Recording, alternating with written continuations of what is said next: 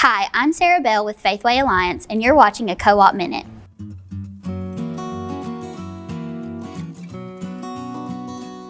Chicks of all kinds will be arriving at your local co-op very soon, but don't let your excitement get in the way of your preparation.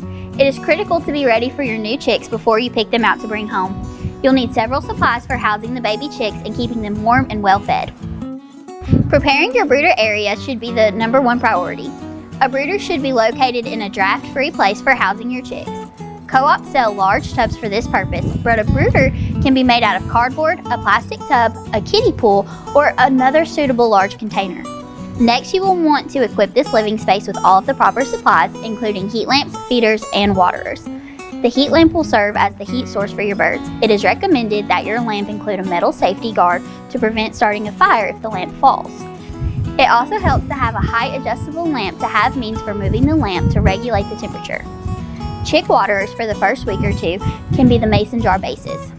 The bases should have a very small trough that the baby chicks can access without falling in. Place the waterers, a piece of wood, or other makeshift stand to prevent shavings from falling into the water. Picking the right feeder for your space is up to you. We carry many options, including a gravity feeder that uses a mason jar to give the birds clean feed all day, or the chick-sized feeders are helpful for the first week or so. As far as what to put in your feeder, when you pick up your local birds at your local co-op, you will want to make sure you have a high-quality chick starter to help your birds get started on the right foot. As your chicks grow, their needs will change, but your co-op will have the supplies you need no matter their stage of life. Thanks again for joining us in this Co-op Minute. Check back again next week for more tips.